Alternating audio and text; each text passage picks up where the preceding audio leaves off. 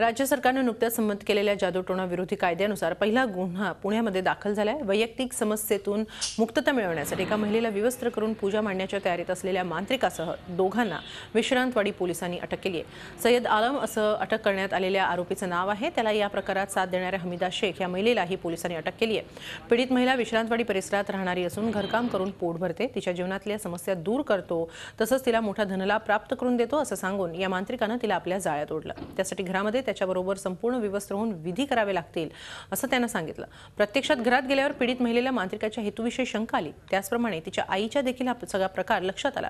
अशा परिस्थितीत पीडित महिलेनं स्वतःची कशीबशी सुटका करून घेतली। जादूटोणा विरोधी कायद्यानुसार करण्यात आलेली ही पहिलीच कारवाई आहे।